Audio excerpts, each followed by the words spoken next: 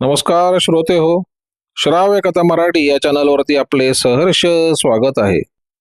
श्रोते हो, श्राव्य कथा मराठी या चॅनलवरती मी सध्या आपल्याला सुप्रसिद्ध रहस्य कथाकार श्री बाबूराव रनाळकर यांनी लिहिलेली आणि मनोरमा प्रकाशन यांनी पुनर्मुद्रित केलेली एक थरारक रहस्य कथा काल रात्रीचे रहस्य ही सादर करत आहे. या कथेचा भाग दुसरा. कामू शेठ सकाळच्या वेळी पायीच फिरायला गेला होता. रजेच्या दिवशी पायीच एखादा फेरफटका मारायचा, खारमधल्या काही लोकांना भेटायचं, आपलं थोडंफार खाजगी काम करायचं आणि घरी निघून यायचं, असा त्याचा सर्वसाधारण कार्यक्रम असायचा. त्याच्या एका ओळखीच्या व्यापाराकडून त्याला केवलदासाच्या मृत्यूची बातमी कळली. मुंबईत येता येता मध्येच अहमदाबादला अचानक त्याला मृत्यू आला. कामू शेठनं आश्चर्य दाखवलं, पण विशेष दुःख झालं असं दर्शवलं नाही. ही बातमी ऐकल्यानंतर दुसरे कुठेकडे न जाता कामू शेठ सरळ आपल्या बंगल्यावर गेला. पायी जाताना तो आपला कुत्रा बरोबर न्यायला विसरत नसे, काठी पण हाताशी असायची. खारला कामू शेठचा बंगला जरा एका बाजूला होता. बंगला विशेष मोठा नव्हता, त्यात भाडेकरही कोणी ठेवले नव्हते. बंगल्यात तो एकटा 2-3 चाकर माणसं असायची. बायको थोड्या वर्षांपूर्वी वारली. 2 मुलं होती. ती आपल्या सासूकडे पाठवून त्यांना सांभाळण्याचं काम तिच्याकडे सोपवलं होतं. पैसे मात्र हा वरचेवर पाठवत असे. दुसरे लग्न करून भानगडीत पडून आपल्या गळ्यात लोडणं बांधून घ्यायला तो तयार नव्हता. तो आपल्या खोलीत आराम खुर्चीवर स्वस्त बसून राहिला. अधूनमधून सिगरेट ओढत राहिला. आज शेठजी फार खुशीत होते.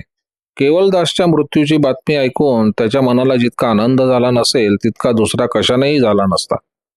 तेवढ्यात नोकरानं येऊन सांगितलं की कोणी भेटायला आलंय.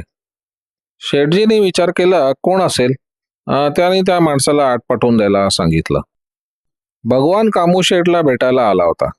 त्याचे एकंदर कपडे, चालीरीती आणि बोलणे बघून कामू शेठला जरा आश्चर्य वाटलं. तरी पण त्यानं भगवानला जवळच्या खुर्चीवर बसायला सांगितलं. भगवान म्हणाला, आपणच कामू शेठ? हो का? भगवाननं त्याला नीट न्याहाळून बघितलं आणि आपलं म्हणणं सुरू केलं. खारची ती नारायणरावची बँक लुटली गेली. तिथल्या मॅनेजरचा खून झाला ही गोष्ट आपल्याला माहिती असेलच. हो, ऐकली ती बातमी. त्यात काही कागद जाळले गेले. विशेषतः क नावाच्या फायली मुद्दामून जाळल्या गेल्या हे तुम्हाला माहीत असेलच. काय म्हणता काय तुम्ही? ते क नावाचे मनुष्य तुम्ही आहात, असं म्हणून भगवान कामू शेठच्या तोंडाकडे भेदक दृष्टीने बघू लागला. कामू शेठला ते ऐकून धक्का बसला. त्याने आपल्या मनाचा तोल सावरून धरला आणि विचारलं, तुम्ही कोण? काय म्हणताय तुम्ही? काय म्हणतो? तुम्ही 2-3 मवायलांना पैसे देऊन त्या बँकेच्या मॅनेजरचा खून करवलात. क नावाची फाईल मुद्दामून जाळून टाकायला सांगितली. खरं की नाही? कामू शेठने आतापर्यंत नीट ऐकून घेतलं. त्यांनी मनात विचार केला, ह्या कोण मवाली आहे आणि आपल्याला धमकावू पाहतोय. तेव्हा आपण त्याला योग्य उत्तर दिलं पाहिजे. तो म्हणाला, तू काय बडबडतोय? वाटेल ते बोलून मला धमकी देतोय की काय? कोण तो क फाईलवाला? त्याचा काय माझा संबंध नाही. काय संबंध? शेठजी, सगळा पुरावा शाबूत आहे. उलट दमदाटी देऊन काही भागणार नाही. दरोडा घालून क नावाच्या फाईलीचे काही महत्वाचे कागद न जाळता मुद्दामून राखून ठेवले होते, ते माझ्याजवळ आहेत. समजले का? कसले कागद? काय म्हणतोय तू? बघू दे मला. असं सहज काम झालं असतं तर तुम्ही कित्येकांचे गळे कापले असते. गाठ माझ्याशी आहे. बोला शेठजी, 25,000 रुपये द्यायला तयार असाल तर ते कागद देतो, नाहीतर दुसरा रस्ता मला माहिती आहे. कामू शेठ आता वचकला. भगवानपासून न लपवता व त्याला न दुखवता सामोपचाराच्या गोष्टी कराव्या असं त्याला वाटलं. पण कबूल करून त्याच्या हाती काही सापडणं हशील नव्हतं. शक्यतो त्याच्याकडून माहिती मिळालेली बरी. भगवाननं आपल्या खिशातून अर्ध चिरोटचं थोटूक काढलं आणि तोंडात धरलं. कामू शेठकडे अरेरावीनं काड्याची पेटी मागितली. चिरूट पेटून काडी त्याच्या अंगावर फेकून दिली. ही सर्व त्याची वागण्याची तरा, त्याची क्रूर मुद्रा आणि हुकमी बोली पाहून कामू शेठला त्याचा राग आला. तेव्हा हा मनुष्य कसा निघून जाईल असं त्याला झालं होतं. कसला विचार करताय? 25,000 रुपये काय कमी वाटतात की काय, का जास्ती? 5-50 रुपयात होईल काम असं तुम्हाला वाटतं की काय? आम्ही वाटेल ती धोक्याची कामं करायची, स्वतःचा जीव पणाला लावायचा, शिक्षा भोगायला तयार व्हायचं आणि तुम्ही राजासारखं बसून खायचं. शेठजी, फुकट खाऊ देणार नाही. याद राखा, आम्ही आमच्या मेहनतीचे पैसे मागत आहे. अहो, 25,000 इतके कमी रक्कम आहे का? तुला 5,000 रुपये देतो, ते कागद देऊन टाक मला. भगवान मध्येच उठून खिडकीजवळ जाऊन थुंकला. कोटाच्या बाईनं तोंड पुसलं आणि मगरूर माणसासारखा येऊन बसला. एक पैसा कमी होणार नाही. कबूल असेल तर हो म्हणा, नाहीतर मी चाललो. तुला त्या कागदांचा काय उपयोग? मिळतात तेवढे 5,000 रुपये घेऊन स्वस्त बस. तुम्हाला स्वस्त बसू देण्याची माझी इच्छा नाही. त्या कागदाचा मला चांगला उपयोग करून घेता येईल. कामूशेटनं विचार केला की हा मावाली खरोखरच एखाद्या वेळी पोलिसांना सांगून काहीतरी भानगड करेल. पण त्याऐवजी आपणच पोलिसांना सांगून याला पकडायला लावलं तर? त्याच्या पुराव्यावरून पोलीस आपल्याला यात गुंतवणं शक्य नाही. तो शांतपणे म्हणाला, तुझी मर्जी, पण लक्षात ठेव की पोलिसात आता बातमी दिली तर कोण सुळावर जाईल माहितीये का? नीट सावरून बसून व भेदक दृष्टीने शेठजींकडे बघत भगवान म्हणाला, शेठजी, तुमचा व्यापाराचा धंदा आहे, आमचा मावाल्याचा धंदा. पुढच्या संकटाची तरतूद आम्ही अगोदर करून ठेवतो. लक्ष्मण नावाच्या एका माणसाला आम्ही अगोदरच आमचा साथी करून घेतलं होतं.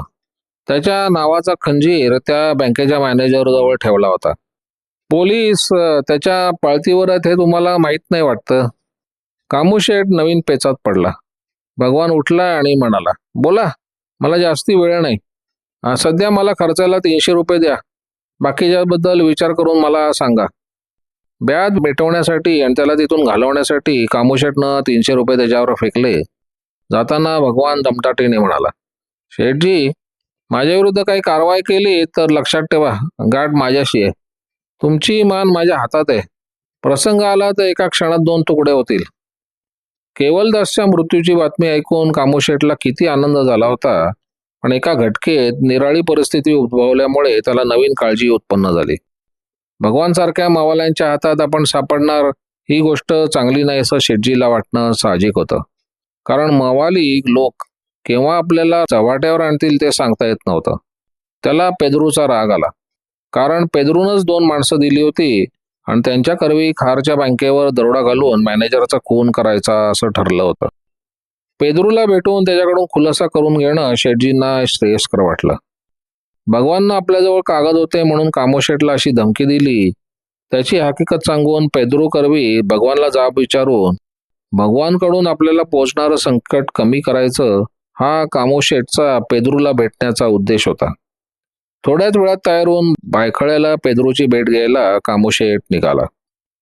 डिटेक्टिव्ह धैर्यवान वेश पालटून खारच्या बँकेची तपासणी करायला आणि एकंदर माहिती मिळवायला गेले. त्यांनी बँकेची बिल्डिंग दुरूनच बघितली.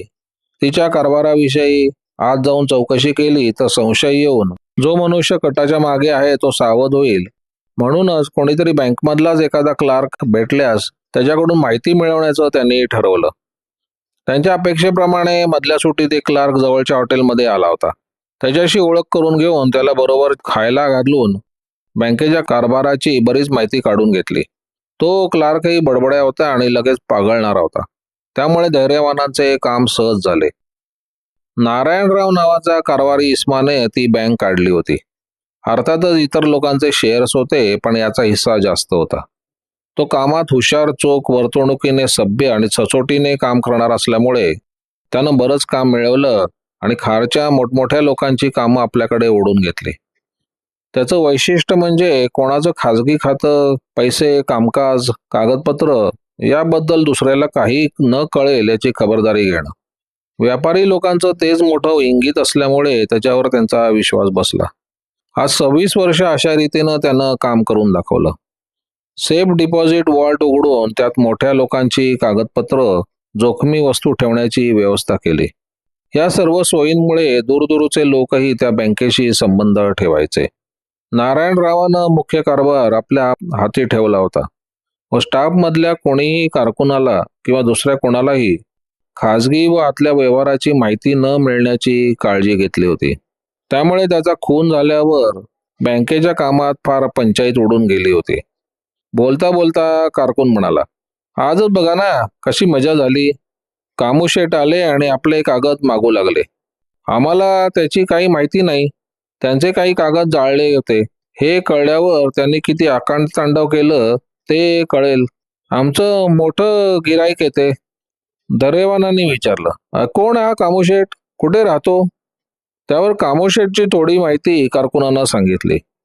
कामूशेठ व मॅनेजरची बरीच ओळख होती व कामूशेठ वारंवार बँकेत येई, हे धैर्यवानांनी लक्षात ठेवलं. हॉटेलमधून बाहेर पडल्यावर धैर्यवान विचार करू लागले की लक्ष्मणनं सांगितल्याप्रमाणे क नावाचा मनुष्य हा कामूशेठ तर नसेल ना. त्याचेच कागद हरवले म्हणून कामूशेठनं आकांदंड का केलं? त्याचे कागद त्याला आणि मॅनेजरलाच फक्त माहीत असले पाहिजेत. धैर्यवानांनी कामूशेठला पाहायचे व त्याच्या बंगल्याची पाहणी करायचं ठरवलं. ते त्याप्रमाणे कामूशेठच्या बंगल्याकडे निघाले. बंगल्यात जाऊन त्याची भेट घेणं आपल्या पुढल्या कामाला धोक्याचं होईल म्हणून जरा दूर बाहेर थांबून धैर्यवानांनी बंगल्याची पाहणी करायला सुरुवात केली. कामूशेठ त्यावेळी बाहेर वरांड्यात येऊन उभा राहिला होता. धैर्यवानांनी त्याला लक्षात राहण्यापुरतं पाहून घेतलं आणि नंतर मुंबईची वाट घातली. घरी प्रकाश त्यांची वाट पाहत होता. धैर्यवानांनी आपल्या कारच्या दौऱ्याची हकीकत सांगितली. त्यानंतर प्रकाशनं ठरलेल्या आपल्या नवीन डावाची हकीकत धैर्यवानांना सांगून विचारलं, "साहेब, तुम्हाला काय वाटतं? भायखळ्याच्या पेदरूचा बार म्हणजे त्या मवाल्यांचा अड्डा आहे. तेव्हा तिथे राहून काही माहिती मिळेल असं मला वाटतं." लक्ष्मणच्या माहितीवरून मी महादू नाव घेऊन आणि लक्ष्मणचा चुलत भाऊ आहे असं सांगून जवळच्या डायसच्या बारमध्ये नोकरी धरायची असं ठरवलंय. तिथे भगवान येतो जातो आणि लक्ष्मणनं तिथली नोकरी सोडून पेदरूच्या बारमध्ये नोकरी धरायची असं ठरवलंय. अशा रीतीनं दोघांनी दोन्हीकडे राहून भगवान व इतर लोकांवर पाळत ठेवायची असं आमच्यात ठरत आहे. नोकरी संध्याकाळपासून रात्री 12-1 वाजेपर्यंत असल्यामुळे विशेष काही त्रास पडणार नाही. धैर्यवानांनी त्याच्या म्हणण्याला काही नकार दिला नाही, कारण त्याही बाजूने काही पुरावा मिळाला तर त्यांना पाहिजे होता. त्याच दिवशी लक्ष्मण व प्रकाश महादू नावानं हे डायस व पेदरूच्या बारमध्ये नोकरीला लागले. प्रकाशनं आपले शक्तीचे प्रयोग आणि डावपेच यांची कवायत दाखवल्यावरून डायसनं त्याला नोकरीला ठेवले आणि मनात म्हटले, हा असला मवाली आपल्याला उपयोगी पडेल नेहमी. प्यारेलालनं केवलदासच्या म्हणण्याप्रमाणे आपल्या पेढीचा कारभार आटपून व तेथेच राज्यातल्या एका व्यापाऱ्याला आपली पेढी विकून कधीतरी आपल्या मुलीसह सुटका करून घेतली. स्टेटमधून निघताना त्यांना अशीच काहीतरी युक्ती करून आपण मेलो अशी बातमी तिथे पसरवली. मुलीला अगोदरच पुढे पाठवून मध्ये तिला गाठून दोघेही मुंबईला येऊन पोहोचले. मुंबईत ते नवीन होते, पण माधवदास या मित्राच्या मदतीने ओळखीनं ते खारला त्याच्याच बंगल्यात राहिले. येताना जेवढी रक्कम आणि ऐवज आणता येईल तेवढी प्यारेलालनं आणली होती. तेव्हा त्याच्यापुढे हा प्रश्न पडला की हा सुरक्षितपणे ऐवज कुठे ठेवावा. माधवदासानं नारायणरावाच्या बँकेची शिफारस केली, पण त्याचवेळी बँकेवर दरोडा पडून मॅनेजरचा खून झाल्यामुळे प्यारेलालला विचार करावा लागला. बँकेत जाऊन पैसे ठेवण्याबद्दल त्यानं चौकशी केली खरी. बँकेचा व्यवहार नवीन मॅनेजर नेहमीप्रमाणे सुरळीत चालणे शक्य नव्हते. तरी पण त्यानं तिथेच आपलं अकाउंट उघडलं. त्याला लगेच एक वाईट बातमी कळली, ती म्हणजे त्याच्या भावाची केवलदासाच्या मृत्यूची. त्याला फार दुःख झालं. केवलदास हा त्याचा थोरला भाऊ आणि त्यानं आपल्या पेढीचा कारभार मोठ्या प्रमाणात दुसरीकडे चांगल्या प्रकारे चालवला होता. स्टेटमधील पोळी सोळ्यावरची आणि नवीन आलेला महाराज आपल्या विरुद्ध आहे जाणून केवलदासानं आपला कारभार गुंडाळत आणला होता. तसं पाहिलं तर प्रथमपासून धूर्तपणे त्याने कामूशेठ तर्फे आपला पैशाचा व्यवहार मुंबईत ठेवला होता. नारायणरावांची बँक सर्वात उत्तम असा कामूशेठच्या साह्यानं केवलदासने मुंबईत येऊन नारायणरावाची गाठ घेऊन आपलं खातं उघडून भगवानला आपला अखत्यारी नेमलं. नंतर वारंवार महत्वाचे कागदपत्र, जडजेवाहीर, पैसे कामूशेठकडे पाठवून वॉळचा उपयोग करून घेतला. त्यानंच प्यारेलालला दुसऱ्या स्टेटमध्ये पेढी काढायला सांगून मदत केलेली होती. कामूशेठ व केवलदास यांचे संबंध कसे काय होते, त्यांच्या काय भानगडी होत्या याची केवलदासाने प्यारेलालला काही माहिती दिली नाही आणि प्यारेलालला ती कळलीही नाही. त्यामुळे कामूशेठ हा कसा माणूस आहे कळणं महामुश्किल होतं. केवलदासने प्यारेलालला अगोदर सूचना दिली होती की जळगाव स्टेटमध्ये यापुढे राहणं धोक्याचं होतं. थोडक्यात सर्व गोष्टी आवरून तो मुंबईस पळून जाणार होता व त्याच्या अगोदर त्यानं तसंच करावं. प्यारेलाल मुंबईस आला व काही दिवसांनी त्याला आपल्या भावाच्या मृत्यूची बातमी कळली. त्यानंतर दुसऱ्याच दिवशी नारायणरावच्या खुनाची बातमी कळली. कामूशेठ खारलाच राहतोय त्याला माहित होतं. आपला भाऊ मेला याबद्दल त्यानं कधी दुःख प्रदर्शन केलं नाही. अर्थातच खारमधील लोकांजवळ केलं नाही. उलट बँकेच्या नारायणरावाच्या मृत्यूबद्दल त्यानं मोठं शोक प्रदर्शन केलं. याच गोष्टीबद्दल पॅरेलालला राहून राहून आश्चर्य वाटे. आपला भाऊ खराच मेला का कामूशेठनं त्याचा मृत्यू घडवून आणला ही शंका त्याच्या मनात आली. कामूशेठकडून आपल्या भावाबद्दल काही माहिती काढावी म्हणून त्याला भेटण्याची उत्सुकता प्रथम पॅरेलालला वाटली. पण कामूशेठ एकतर त्याला आवडत नव्हता, कारण तो घातकी होता याची त्याला माहिती होती. आणि कामूशेठची जर भेट घेतली तर उलट कामूशेठ हुशार राहून आपण केलेली पापं पूर्ण झाकून टाकण्याचा प्रयत्न करेल. पॅरेलाल आणि त्याची मुलगी लक्ष्मी खारला आलेली कामूशेठला अजून माहिती नव्हतं. त्याला तसंच अंधारात ठेवणं बरं असं पॅरेलालला वाटत होतं. पॅरेलाल हल्ली सारखा विचार करत बसे, सारखा सिगरेट ओढी. लक्ष्मीच्या लक्षात आलं आणि तिने विचारलं, बाबा तुम्हाला त्रास होतो ना, मग सिगरेट का पिता? अगं त्यामुळे मला जरा विरंगुळ वाटतो. लक्ष्मीला माहित होतं की वडील हल्ली कसल्या तरी चिंतेत आहे, म्हणून ते अस्वस्थ असतात. तिलाही ते बरं वाटलं नाही. तिनं विचारलं, बाबा हल्ली तुम्हाला असं काय झालंय, कसला विचार करता? आपले पैसे आणि ऐवज सुरक्षित कसे राहतील याची तुम्हाला काळजी वाटते का? पॅरेलाल उसासा टाकला आणि तिच्याकडे बघितलं. पोरी तुला काय समजणार त्यात? लक्ष्मी म्हणाली, सांगितल्यावर कळेल की, तुमच्या मनालाही तितकं मोकळं वाटेल. असं म्हणत त्याच्याजवळ जाऊन त्यांच्या पाठीवर हात ठेवून ती उभी राहिली. पॅरेलाल तिच्याकडे पाहून खाली मान घालून बसला. त्याची इच्छा नव्हती की आपल्या पोरीला आपला संशय सांगून तिला दुःखी करावं. ती 18-20 वर्षाची होती आणि त्याची लाडकी होती. लक्ष्मीच्या 8व्या वर्षी तिची आई वारली व तीच पॅरेलालला एक प्रेमाची खाण उरली. तिला भलत्या गोष्टी सांगून कशाला संकटाची ओळख करून द्यायची असं त्याला वाटलं. लक्ष्मीचंही बापावर प्रेम होतं.